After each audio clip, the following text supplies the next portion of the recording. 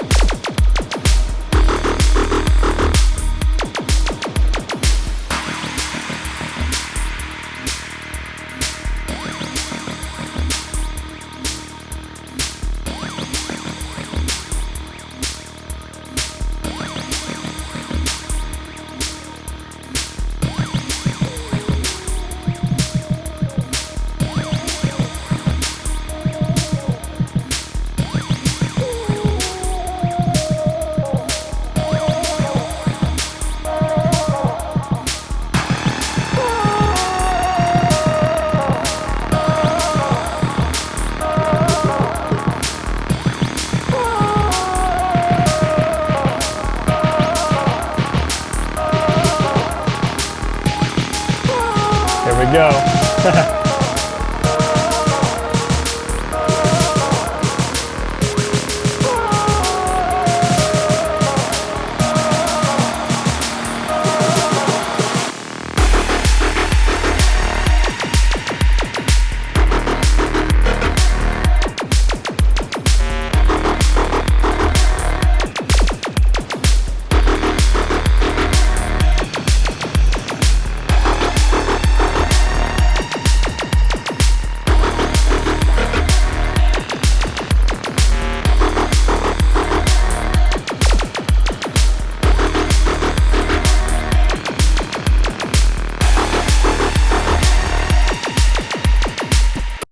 Okay, so there she is. It's a wild one. It's a bit more going on than some of my recent songs. It's kind of, it's quite a pretty full song, powerful track. Definitely not kind of, deep and minimal. It's kind of, it's big, it's to the point. Let's just start with the main initial kind of just the groove, the idea, just to kind of get I got the ball rolling. It's down here.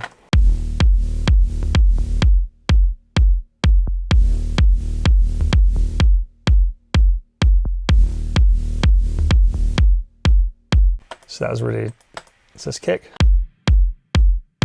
which actually is, it says LM kicks on there. It's actually I think it was one of the kicks I used for that song Impulse. Has a nice Roland 505 top to it with more of a proggy, kind of chunky kick that will fill the system better. If I look over here on my drum machines, HJK, Roland, where are you? Roland 505. Here we go. Yeah, it'll be this top, that guy. I love that top. It's such a, it's a kind of analog old school drum machine sound, definitely needs weight underneath, needs layering, which you can hear in here. So, and there's just a little bit of bit more EQ on there from the previous version.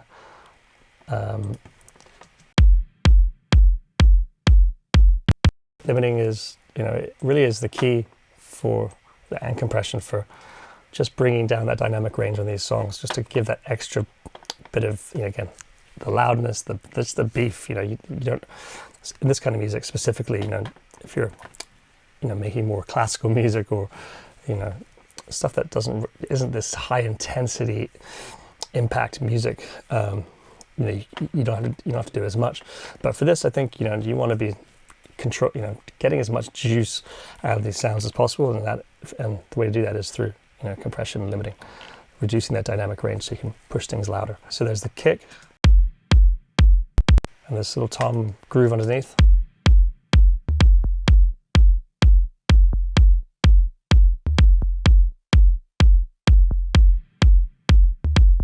Again, just LFO, just kind of making sure that isn't clashing there. Again, some more limiting on there. And then, I lost it. And then there's this big ass sound here that's coming from Massive. I've had to bypass some of the sounds in here because the project wasn't liking being streamed and played at the same time. But so here's the group from that. It's coming.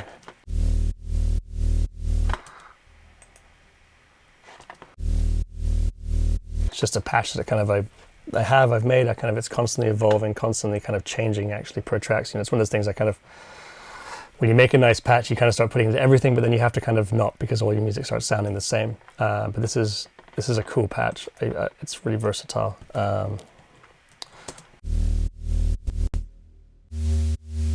It's got this layer up here, square wave. And then the whole thing's synced here. I love syncing stuff, finding that sweet spot where the tones all align.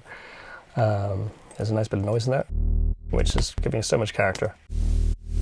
That's where that kind of, it's almost talking, but the noise there is really giving it some love. And there's the filter on the Daft filter. It's always nice. And that, there's a lot of boosting here on the bottom end. It just felt like it needed to, if I take that off, it's still nice, but it needed to really pop through the mix. If you listen to the whole, if I unsolo everything,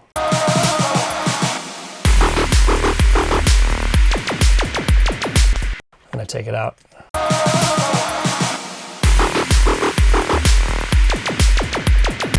it's really actually the main, not the main, but it's really providing that energy on the bottom end that's going to fill that system. That's going to make everyone kind of really get into it. So it needs that be boosted as much as possible. LFO after, again, making sure it doesn't clash with the kick. Could use something like Track Spacer on that. Equally as good. Using LFO tool here. And okay, what else have we got? Again, probably a hefty, a good amount of limiting on there, just smushing that sound. It's happening on the kick at that moment.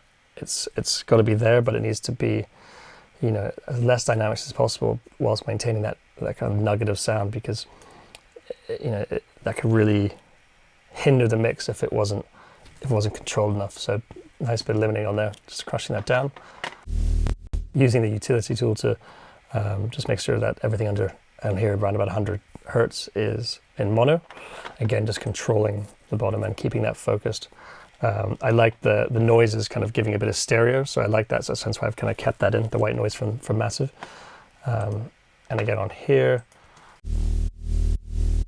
some more boost at the fundamental, at the juicy spot, using the mid side here, just to bring up the mid part of the sound, not affecting the stereo or the sides, should I say? So that was the kind of the foundation. That's what kind of got that got me moving. It's like a beginning of a story, opening up there.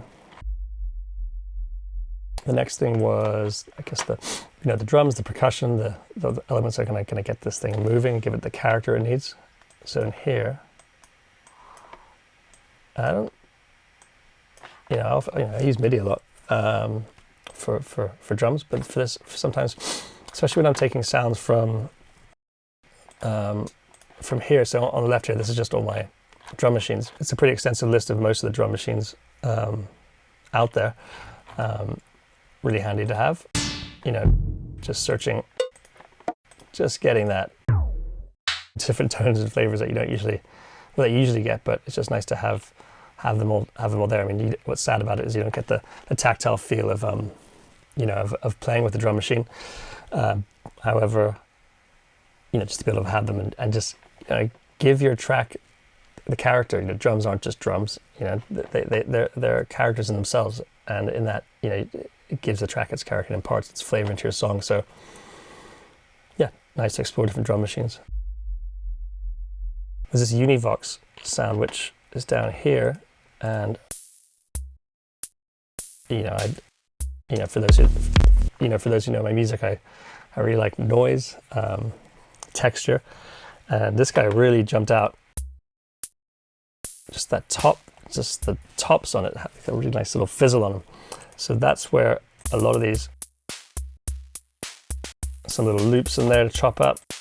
Yeah, the Univox. Univox is really nice. So I just want to get a piecing little bits. If I get a kickback in that groove, where are we going? Let me just bypass that massive guy again. And let's go.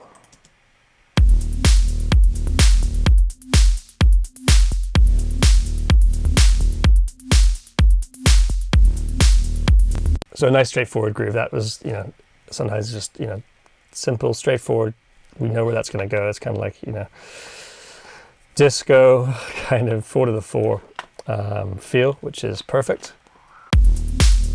No, not playing around with any sort of groove templates here or anything like that. Just on the grid, moving forward. In terms of the individual sounds, not huge amounts of processing going on, actually. On these guys, just little bits of EQ, just taking out some of the bottom end when needed. On the actual bus, on the actual group, there's what's going on. Yeah, just taking everything underneath here. I don't always use such a harsh EQ curve, but on this one I have. I think what was crucial here clearly is getting that high end to come through. Tiny bit of parallel compression here. Again, slow attack, so it's going to bring up the initial transients, but just blend it in at around 15%, just a little bit here. Again, limiter on there, just catching the tops. So this was the kind of the vibe to start with, getting that. But I knew that I wanted something to kind of go against this. This is, it's very kind of, something to kind of get me thinking what could not be different, but what could be an interesting approach to kind of make it a little bit different. And the main thing that happened was, again, I went into this track with wanting it to be pretty percussive, rhythmic, not too melody driven. I find melodies, especially in dance music, hard, and overdone. And cheesy. I kind of skirt around melodies sometimes. I'll play them in, but sometimes it just sounds, maybe I'm just not that. It's just not my forte. But so creating catchy phrases with drums or grooves is something that I found I works for me, because it's you're remembering a pattern a bit like a melody, and you don't need much to kind of get that in for your brain, or to start enjoying that pattern. So with this, I wanted something to kind of go against this 4/4. That's when this guy came along. Whew! So cool. I love that. And that's, again, working on just an audio here. Again, I use MIDI a lot for this one. It was an audio guy. I think because I was just going in here and just finding a nice 909 sample. So that's sweet. In terms of the 909 processing, the key for 909s is this area around here. This little bump here is where that thick leathery thud comes from, and that I like to accentuate. And if I take that off, it's just more boom, boom, boom. It's a bit more driller killer. And again, bring up the high end on there. There's some additional saturation, satin. Actually, a hell of a lot. Take it off, put it on. I find this clean tube is really, I skirt around or flip between the warm tube and the clean tube. Clean tube is what it says. It's cleaner. It's a little bit, I feel less dialed, bit more dialed back. The warm has got a bit more bite to it. You can drive the clean tube more because it's just giving less.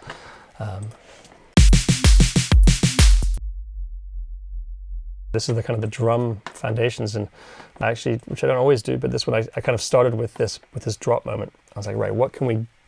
This is the moment I want this to be about. This kind of this play between the 3/4 and the 4/4. So.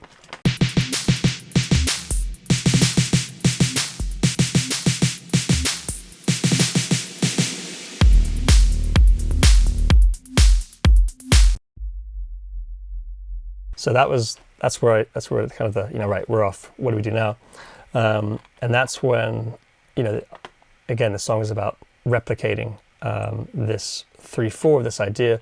There needed to be some sort of sound, tonal sound, non-percussive sound that kind of would take it up another notch.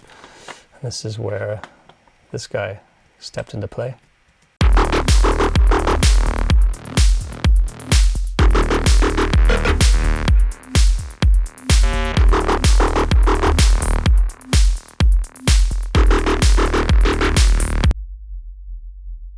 If I play it from the break, you can hear the transition between the snare roll doing its 3/4 and then flipping into that sound.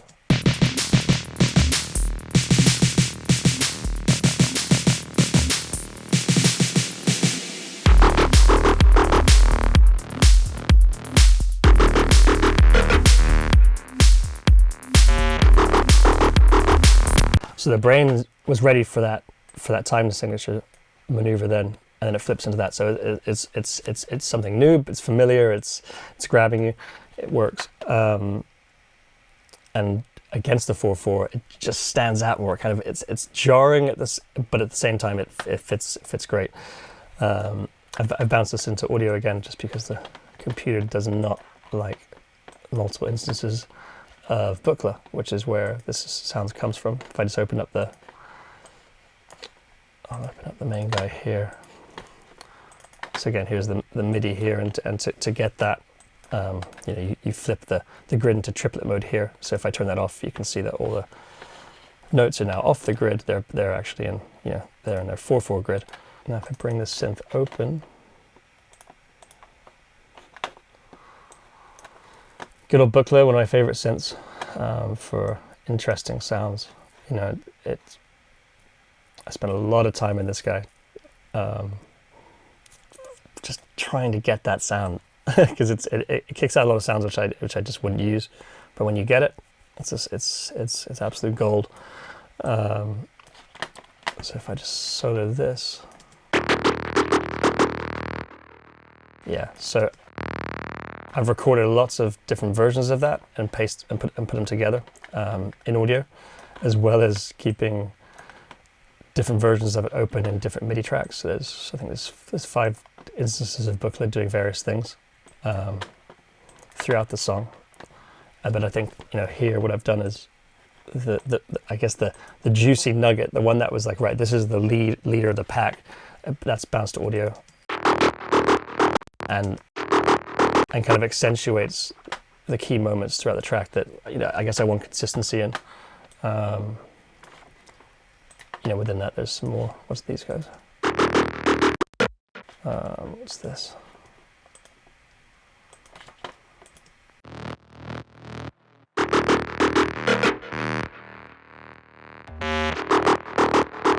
Love that. Whoa.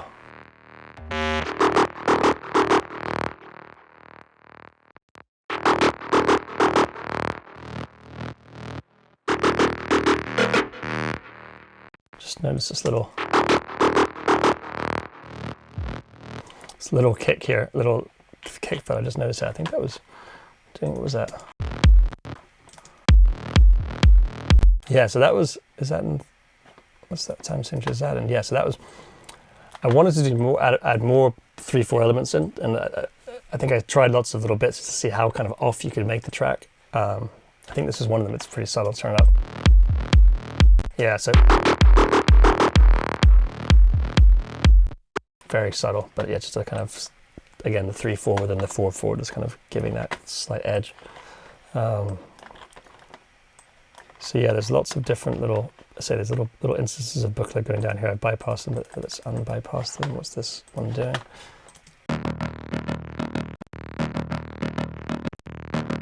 So that's, if you listen to the, that's more of a breakdown kind of guy. If you listen to the audio of the bounce. It's a bit of a mess in there. It's kind of cool. What's this one doing? Okay. Again, keeping to the same pattern, but this was just giving. It's just had a bit of a melody shift, or a bit of just a change in sound. Bum, bum, bum, bum, bum, which definitely, I think, in the main. Yeah, that was. If I just play the full track, you can hear.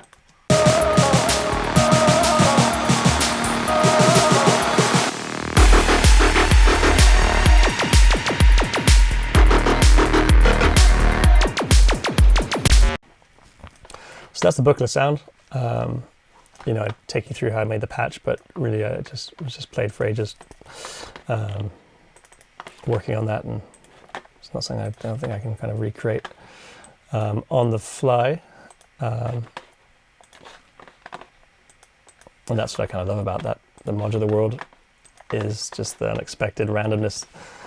And when you do find something, it seems to mean a lot. There's a lot of emotion behind it, a lot of, it's like kind of needle in a haystack kind of thing. You find that sound and it's like, ooh, I'll take that.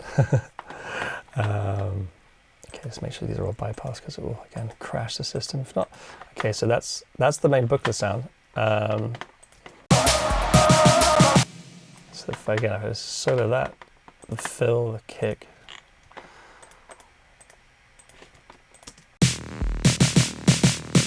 Oops, where are we going?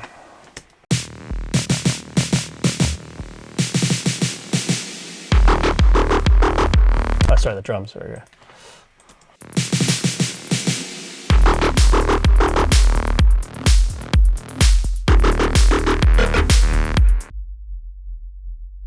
Once that guy kind of came into play, there was this whole space here between each moment of the Buchla, which needed filling, or something not needed, but something could happen there. And this is when this kind of obnoxious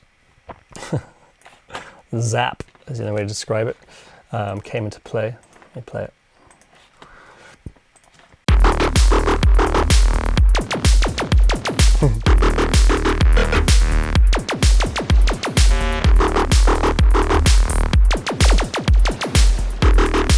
Yeah, I like it. It's rambunctious, it's big, it just kind of throws itself out there.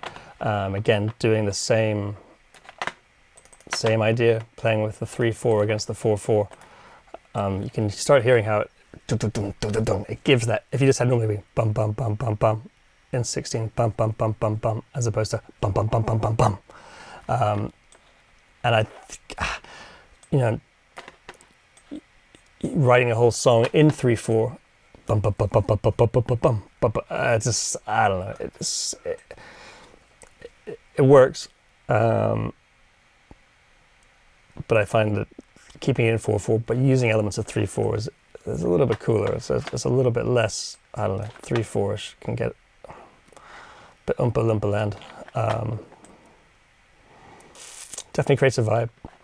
Works better with slower music, I find. If you know, when you're doing it in psytrance, you get the bum bum bum bum bum bum. You know, the Gandals come out, the staffs come out. It gets all a bit stompy, but still valid, still cool. What's nice about 3/4 is you can do cool things. Just the bum bum bum bum. It's just this nice space that it creates, which is fun. But anyway, I digress. I prefer keeping on 4/4 with elements of 3/4 like that. So this zap sound,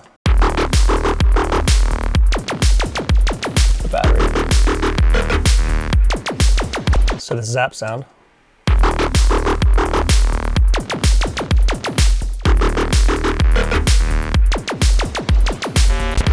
that is, again, just a, where is that? Simpler. I think I just found a, whoop. So that's, not sure where that's from. It's just a sample, you know, it's a drum machine kind of zappy sound. They open zappy sound, let me bring up, again, up the group. Again, I kind of bypassed that. What's going on here? There's the key to the sound was the automation on the reverb and delay. So every time it hit, it kind of opened up and just did something a little bit different.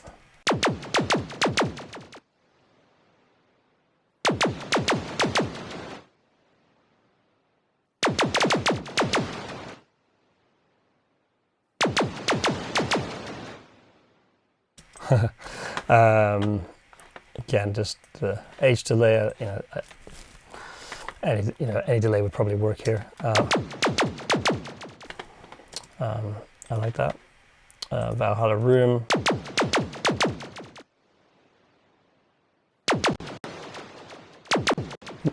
The song wouldn't be complete without OTT. Again, just bringing up the kind of the mids and the high, compressing a little. Bit of EQ here, just taking out some of the lower mids. I like the rawness of the zap, you know, so I didn't want to tone it down. I wanted to keep it as like raw. A little bit of digital V2, you know, it's just nice for, there's many things you can use for the stereo width. This, if I take it off, you know, it just pushes stuff out nicely. This is something I use a lot on groups, masters. You know, it's a sweet plugin, used a lot. It's got this really nice mono maker down here for, again, focusing in on the mono stereo part of your track. This bass shift here is great for drums, for kicks. But up here, the stereo width here is just great. You know, you can really spread stuff out. You can go deeper into the mid-side kind of world. But for this, it's just purely for some width. You know, the zap sound is, it's mono, but it's more all this, that kind of delay and reverb, which I wanted to be pushed out. So if I take it off, it's just a little bit more exciting. I mean, it's going to be a bit hectic and maybe doing some weird phasey things, but who cares? Get some more EQ shaping that after. A little bit of limiting to crush it. Just control it a bit more. Going down the chain. And a bit more EQ, just taking out that, some extra stuff that maybe the limiter brought into play. So let me just bypass that. Keep that. Okay, so now it's the kick. I've got the bass. I've got this snare fill. I've got the drums. And we've got the Buchla.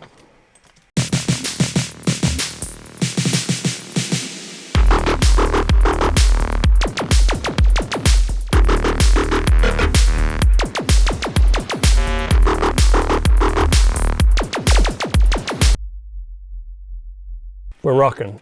That's the kind of the raw minimal version of the track, I'd say, you know, and you know, I built up loads of rules in myself, what I should do, what I shouldn't do over the years, and you know, I've definitely becoming more concise with what I do, and I start getting red flags when I start bringing too many things into the project. For this one, I don't know, I don't know what it is. Recently, I just been kind of going, fuck it, why am I trying to not put in things which could add to the production? Which kind of goes against this kind of keep that concept tight. So there is a version of this which is just, you know, really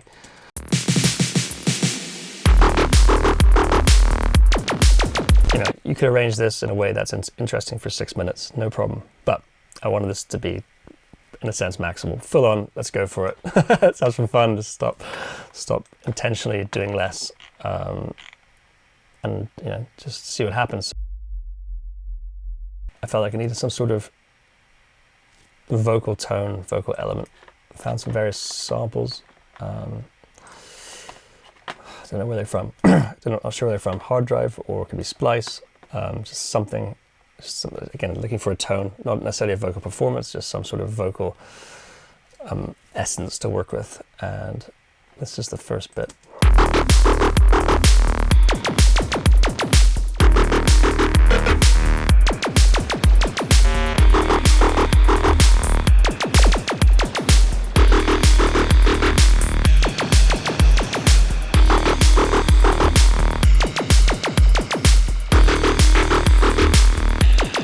Started with this girl,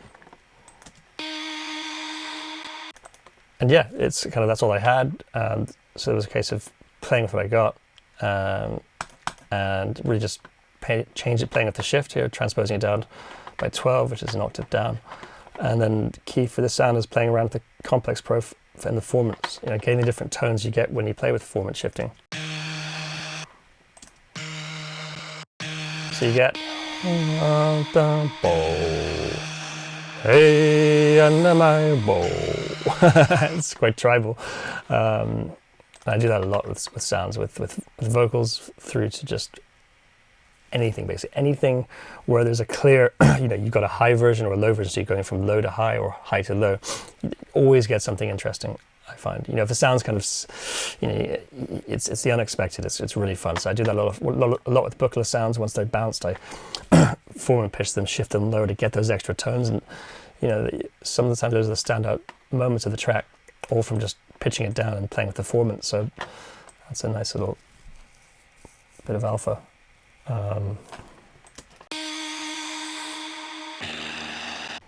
What's this?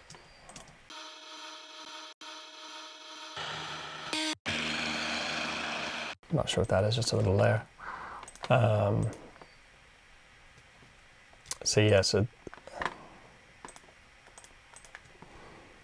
definitely found they were just kind of providing, yeah, it was adding to, they're adding, you know, they're giving, they weren't a kind of distraction, they were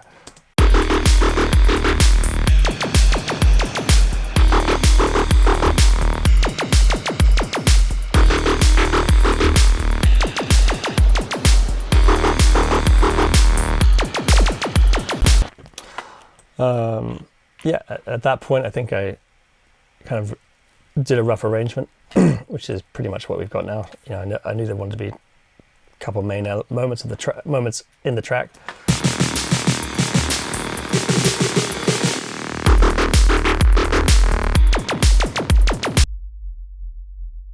The next bit was, right, how do I get this to all move forward and get pushed? And that was just a lot of white noise, a lot of big rises, Hoover sounds, police sirens, just generally things that kind of, you know, signaled, we're here.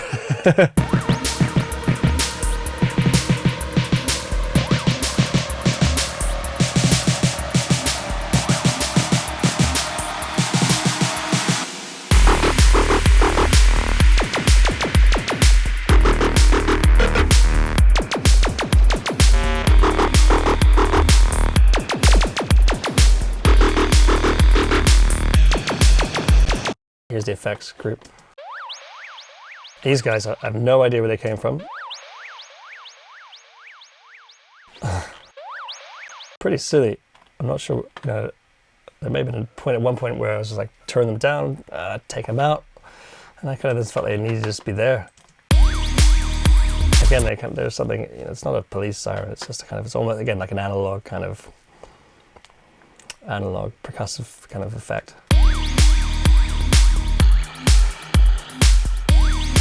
Almost something you may hear in a kind of a dub reggae song or something. Anyway.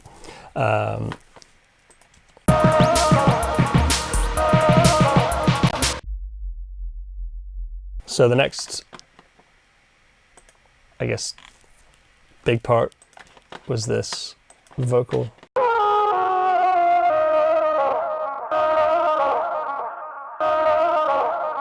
A lot of clipping, a lot of clicking there.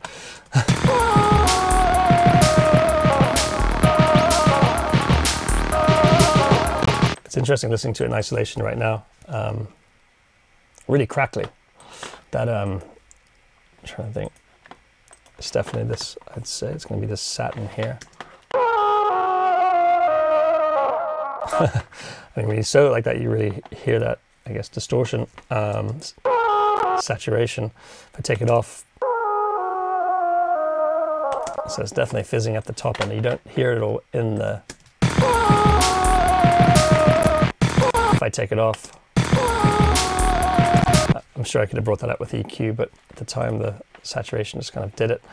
And I think again that was one of those moments where, you know, I like soloing stuff and listening to them in isolation. You hear a lot of people saying you never solo stuff and EQ them or add reverb. You know, always do it in the context of the mix.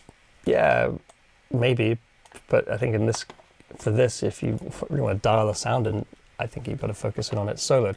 But for this was a case of EQing it within the context of the mix. So I would have been bringing up the satin until it sounded good, until it was popping. Obviously then if you soloed it, it sounded a bit over the top, but in the mix it sounded good. So yeah, I think there's an element of doing that as well. On that sound, this was what we got. You got the satin, I think the Valhalla's. Yeah, the Valhalla's just there and the break just giving it that rise, that kind of bring it up. A bit more limiting on there and a bit more EQ. And then if I play that all together.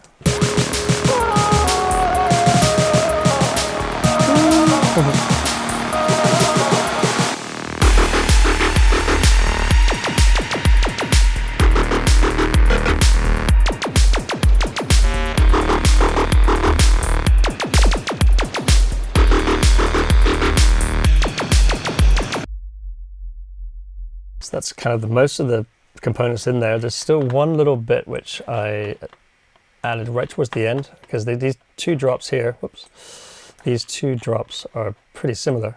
There's little changes in the Buchla sound a tiny bit, but I wanted them to be similar. You know, they're you know, it's quite a different kind of song. You know, it kind of jumps out of you when it drops, so it didn't want it to be too different, but I needed something to kind of separate it, make the second drop be a little bit different. So there are these little vocal chops, which I just kind of chopped up to go with the groove. They're cool. Woo! Listening to it like that, I should have had a section where they just are like that. That sounds so nice.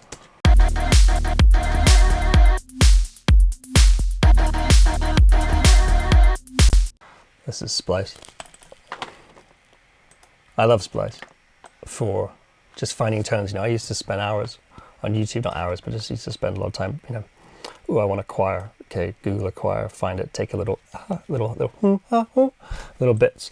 Not interested in, you know, huge, you know, big choir performances or vocal performances and this kind of thing. It's more about finding that tone, something that you can just chop up and get that human element in, and Splice is amazing for that. You know, set your BPM, your tone of the track, and boom, you got something. But anyway, so I chopped that up. Again, how's that chopped up?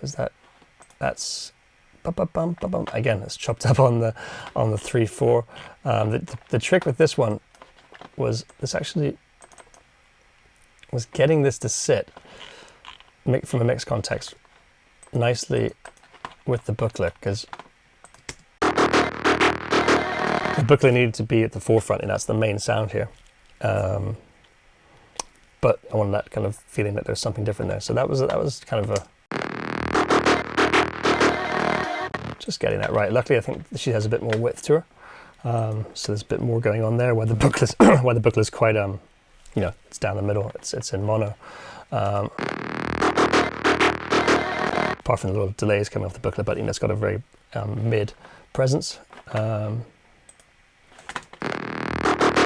think for this, I've kind of, you know, what I've done here, to kind of a multi-band saturation here, just getting that mid So I didn't want to boost the whole upper frequencies, because I think that's where, you know, the Buchla was again providing some energy, but I wanted there to be some more bite in the mid if I bypass it.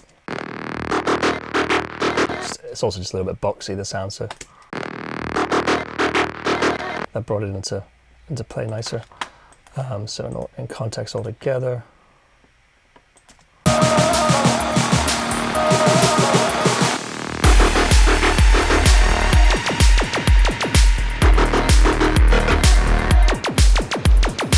Some sort of little harmonies going on here. What's this?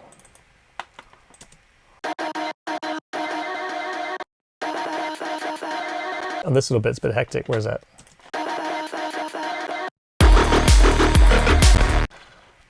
It's definitely, I think it's slightly off or out, but I ended up rolling with it because I think it was kind of, it was there, but it wasn't there. It's all good.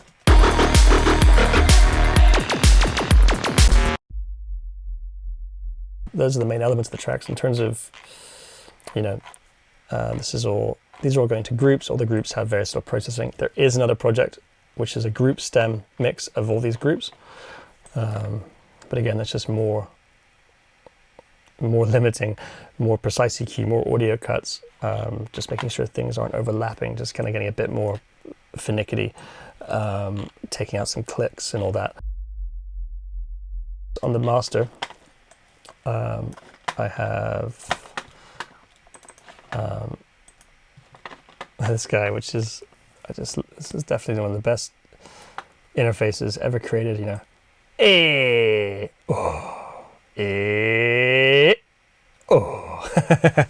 the Dada life, endless smile. It's just pure genius. But I do this a lot, so I'll have that on the master output. You do this any reverb, but this guy is just designed for this really in a way, and that will be just providing, you know, reverb over the whole mix, so you just get that nice intense nugget of wall of sound coming at you. So actually not doing very much. I mean, if I turn it up, should have done that maybe.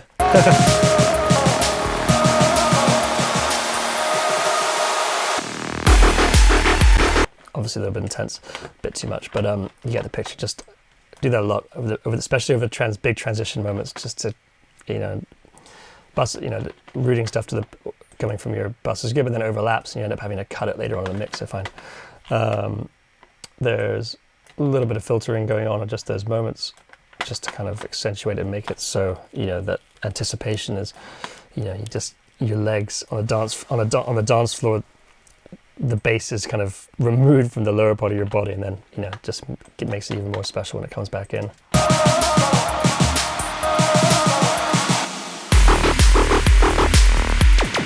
Again, subtle there. I don't want it to sound like someone's moving a filter, because that's going to sound a bit cheesy. But again, just subtly taking away those bottom frequencies, so it's more impactful when it kicks in. Pretty important, but at the same time, many tracks I haven't done it.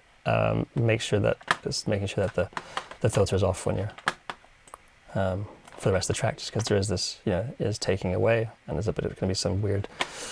There'll be something weird artifacts going on, but at the same time, many a track I've left it on by mistake, and it's been absolutely fine. Nice one. I hope that was insightful and gave you a bit of a peek underneath the hood of Reco. A lot of fun doing that. It's nice for me just to see the various little stages of the track, see what was going on, because a lot of these things, you know, you do them in the moment. You're not, you know, you're working quite fast, so you don't, you know, you're doing things kind of almost subliminally. So it's an interesting process for me as well, just kind of go through that. Yeah, thanks for watching. I'm going to do more of these in the future, so stay tuned and see you soon.